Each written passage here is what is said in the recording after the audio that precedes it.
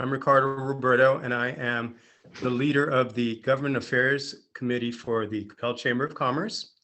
And as part of our efforts to support the community and to engage in conversations with our community and our elected officials, we have always had a series of talks with people who are running for both local and state government. And it's my pleasure today to be speaking with Rob Anderson, who is running for mayor. And I'd just like to thank you, Rob, for taking the time to meet with the community and with the chamber. And just why don't you start and just tell us who you are and why you're running. Well, thanks for giving me the opportunity to speak with the chamber. My name is Rob Anderson. I never thought I'd be running for office. 4 years ago, I was in banking, managing investments and advising high net worth clients how to avoid taxes. And then a year later, I retired, decided to open my own law firm, got off to a good start, but needed some experience. So I hooked up with several volunteer attorney programs, Dallas Volunteer Attorney Program being one, Human Rights Initiative being another, Mosaic, to get that experience. And in that process, I spent a lot of time in South Dallas, meeting clients who were eligible for legal aid. And I really felt for the disparity in income at that point. I mean, my background is pretty much middle class, you could say privileged, with the idea that everybody can pull themselves up by their bootstraps. And when I met my clients in South Dallas, I realized that wasn't true. And I realized the inequities that were out there. I can address them in Dallas County, but it made me think of my own community and what I can do here to help, kind of a diverse community come together and move forward into the future. And that's kind of where I got the, with everything else that went on over the Trump administration, the racial injustice, climate control denial or climate denial, all those things. And finally, voter suppression, that made me think, we need somebody to step up. Our community is great, but we deserve alternatives in terms of this mayoral race. And that's why I decided to run. Okay, that's an interesting opening, especially for a city office, because I think that we're all pretty concerned about the national discourse and issues that you've mentioned. But this is a city, and so in terms of running for mayor, you've given us a little sense of that, but what are the big issues for you, and what distinguishes you or differentiates you from the other candidate? Well, I think the big issues for me are the pandemic, first of all, and making sure that every citizen in Coppell gets vaccinated. I think that's the path to getting us back to normal, getting our businesses back to normal, et cetera. It's at this point, Texas is only 17% vaccinated. So I would like it to have every citizen be able to access the vaccine, know where they can get it. And when we get there, I think we are more on a trend towards, getting to where we want to be in terms of our businesses, our community in general, when we can have restaurants and small businesses, be at full speed again. And I think that's probably the most important thing for this community. As mayor, we have a great city management team, and I can just be a strong partner with businesses and our community and kind of bringing this together. So that's my first point is let's get everybody vaccinated. Second point is get money to businesses. There's a lot of money out there right now. We still have money from the CARE Act that we haven't deployed. The American Rescue Plan is scheduled, as far as I can tell, we're due $9 million from the American Rescue Plan. that can go to businesses. I mean, our businesses, when I walk around the community, I see a lot of empty storefronts, a lot of empty plazas. So, I mean, we need to get back there and revitalize our business interest.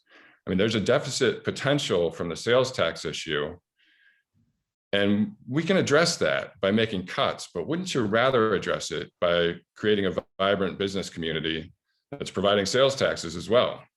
So I think that's the other side of the coin. I mean, instead of talking about making cuts, I think we should be talking about revitalizing the business community. Let me just make a very quick plug here. Sorry, this isn't a complete aside, but on that issue of CARES Act money for businesses, the chamber actually has been pretty active. And if anybody who's listening is interested in that issue, they need to call Ellie Braxton Levine, because we've been trying to push that information out to businesses. And as you said, there's a lot more that could happen, and I worry too whether our local businesses are even informed on the money that's available to them. And but that does raise a really important question. It's part of the questions that were provided to you, and that is the whole nature of economic development here in Coppell. And those are huge issues for us in terms of both development and redevelopment of the land utilization here in Coppell. And I think we all know about, we've got a big residential sector, and then on the west side we have a lot of logistical businesses. And when you talk about the decline in sales tax revenue, it's a huge issue for our city. We're almost unique in that. But there is just a whole issue of, okay, some of that land is now perhaps going to even be redeveloped. So what are your thoughts on economic development in Coppell, the initiatives that we currently have, and what can we do? Because you suggested that you do have some pretty specific ideas about these things. Can you kind of drill down a little bit more on that? I think the sales tax is the starter on that. I mean, the fact that Austin's trying to take away from us sales tax from the Amazon and other warehouses is an issue. And I think there's still time to fight that. The act doesn't go into effect until October. I think, we need to get together with other communities who have the same issue. I think Carrollton has warehouses as well.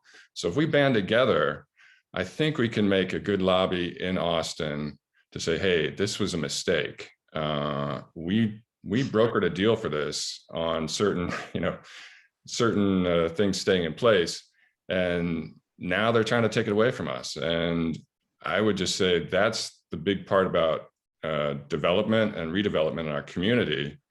I would say, as far as redevelopment's concerned, once again, we have to get businesses back to work and generate revenues, and maybe some kind of subsidy for small businesses that are in town. I mean, I've seen a couple businesses here, I love Zen Zero and I loved Anna Mia. Why did they have to leave? I mean, couldn't we have done something to keep them here? With that $9 million we're getting from the American Rescue Plan, couldn't we support some of these businesses and make sure they survive? These are businesses that people in Coppell love. And, I would love to see those resurrected. As far as residential, a lot of interesting things from the Ford board in terms of how we're going to deal with our aging population. I was knocking on doors the other day, and the first question, I didn't even get word out of my mouth. It's like, what are you going to do about seniors? And there are a ton of people in Coppell who have brought their kids here for school, put them through school. Now they're gone and they're empty nesters, and they're wondering what's going to happen to them. Are they going to have to move out of Coppell? So I think the Ford board has put some pretty good programs together, and I'll be interested to see what the recommendations are. They've talked about seniors, living at home and providing services, and also talked about seniors only neighborhoods. I'm not sure where that would be, but that would definitely be development that's worthwhile. Okay. And are there any other specific issues out of the Ford board that that are interesting to you? I have to say, I'm not that conversant with that, and the whole issue of seniors is huge, but I don't know what concrete recommendations might work. But what other ideas do you have on that, or what other ideas from the Ford board do you think would be relevant in this community? I think the community is pretty built out. I'm not sure where senior housing would be, but I mean, in terms of like maybe in-home care, in that could be like an industry in and of itself for Coppell. So as people get older, if we could provide that care, I think that would be a great thing to keep people here, and a good recommendation to other communities or the rest of Dallas that we have those services.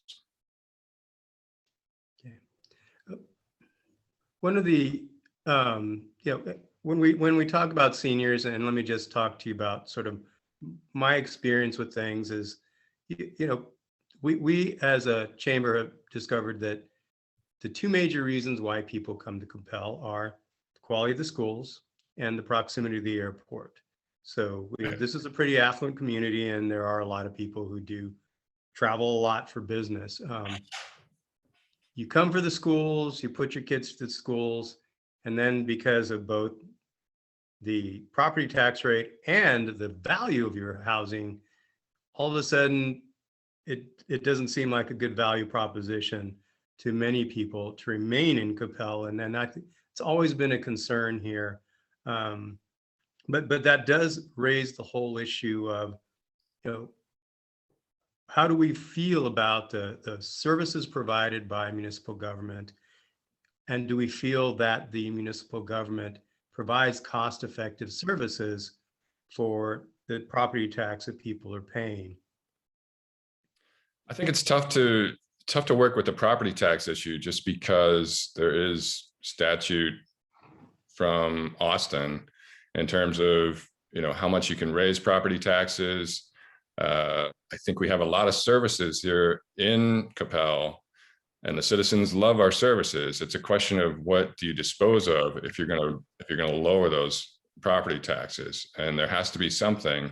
That's why I get back to creating revenue rather than cutting services. So I think from the aspect of what can we do to preserve what we have is more or less a question of creating new revenues. And that's why I'd like to get back to, getting businesses reignited and getting a stream of revenues from sales taxes. Okay. So, and then just in terms of your experience with the city government, have you felt that it's a transparent process? You mentioned the Ford board, but in terms of how the city government operates, do you feel things are transparent? Do you feel communication is good with residents? Can you comment on that? I feel like transparency is there. I mean, in terms of the council, you have board meetings on Zoom. You can watch everything that's going on for the most part. In terms of transparency, in terms with residents, I think recently we had an upgrade with the websites. I mean, the websites, I think that was a complaint during the freeze, was we couldn't get information. It was there, but people couldn't find it. So I think that's something that has to be worked on, a place where people can find the information they're looking for, especially with the pandemic. I mean, I would say that we could use a portal where you could find everything about vaccinations, where you could get them, when you could get them, and also in that same portal, let you know what services are available. I mean, I talked about the CARES Act and some other things. I mean, it would be great to have a site that covered all that stuff in one place and get it out to the people, and have them be happy with what they're seeing. Okay. Just trying to get a little bit more information about the idea of just the economics of this place. So you started the conversation with talking about a community that's very different than ours, South Dallas, and just what has been your perception of whatever the economic status is of our community. And again, promoting businesses, trying to help them. But what are your ideas on that? And as mayor, how do you feel that you can address the any kind of disparities that exist here? Because I think that most of us in Coppell would feel that we're actually in a pretty good shape. And so just wanted to probe you a little bit more on that. I think we are in pretty good shape. There is no comparison to South Dallas in terms of our situation. I mean, we're an affluent community. I would just say the demographic is changing in Coppell, and I would like to make sure that everyone is represented and that we move with that going forward. I mean, it seems like since I moved here 7 years ago, the demographic has changed quite a bit. And I see, you know, I've talked to people locally who support my opponent, and it's more or less a message of protect. And I'm not sure what we're protecting. I mean, the people that are coming here are good people. They're coming for the schools, and they're an asset to our community. So I invite those people, anybody who's coming here for the schools, and who's, you know, they seem to be hardworking people who have instilled in their children a work ethic that is commendable. So, I mean, that's kind of what I'm talking about with it's diversity. It is diversity. It's diversity and inclusion. And I want to make sure that we're not on the back end of that we're in front of it, and that we're representing everybody. You have children in Coppell schools, right? I do. Okay. And how old are they? And as you talk about, just in the 7 years that you've been here, and I assume your children have been in the schools the entire time, right? They're Yes. old enough to, I don't know, what have you seen happening with, you know, the demographic and with your own kids? Best experience they could have had. I mean, we moved from Arizona, where schools are not necessarily high priority. But my kids came here. They got into the gifted, or well, they got into the gifted program, I guess, 5th and 6th grade. Now I have a senior and a junior, and the senior is getting ready to go to college. She's benefited from the gifted program. I mean, just quantum leap higher, better than anything you could have found in Arizona. And, you know, she's got into Michigan, got into Texas. I mean, and I attribute that to the school to a large degree. So definitely the gem of our city is the school system. But yeah, I mean, in terms of the gifted program, I think it's a great program. And what have you seen in terms of change? Because I think that would be sort of it sounds like that's one of the things that concerns you most.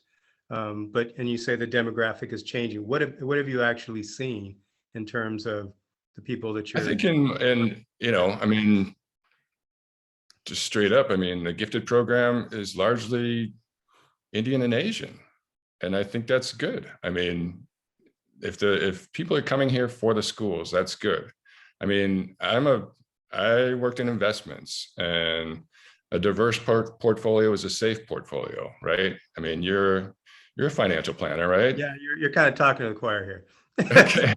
So I mean, when we get different people in our community, I think that melding those people together, I mean, it's going to make us a better community. I mean, I'm not making any judgment on any ethnicity. I think everybody has value here. And that's why it's important to me that we work with everybody. And in that way, I mean, we make a stronger community. And how do you translate that then into a political initiative? So you know, these are ideas that obviously are very important, you core to your values. So how do you use? I mean, it has to come from leadership in those.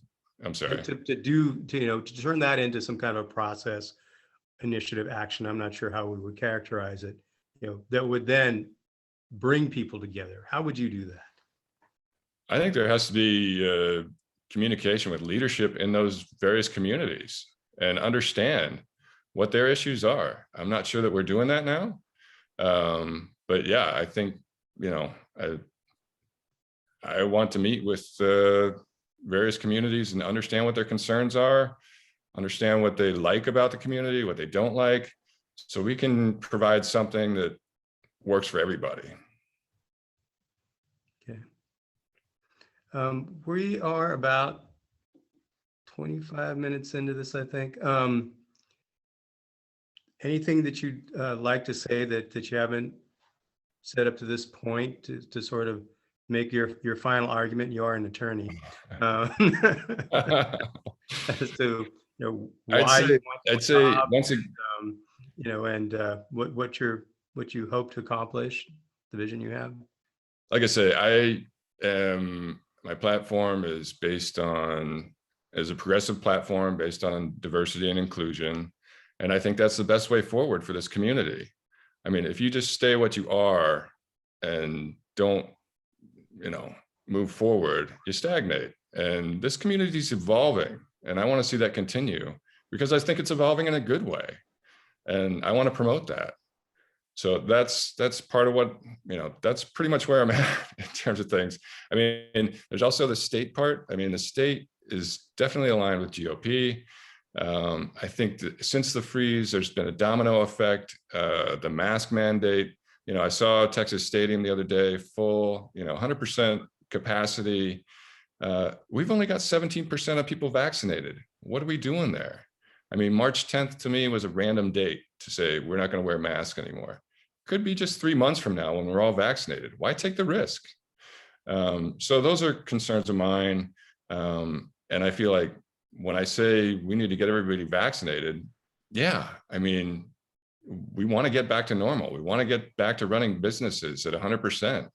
And I think that goes to revenue. I mean, who doesn't want revenue in this community?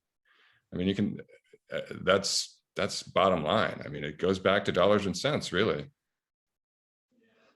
Well, as a business person, I think that for most of us, revenue is a really big deal. So Yeah, absolutely. it kind of drives, most of our efforts. I'm not sure that it's always the same when we're talking about government. But anyway, because, well, we won't go into that. But no, it's been a pleasure speaking with you. This will be providing this to our members and hopefully to other members of the community who are preparing for their vote. I would just say good luck. It's been a pleasure speaking with you. Well, thank you. I appreciate the opportunity. Okay.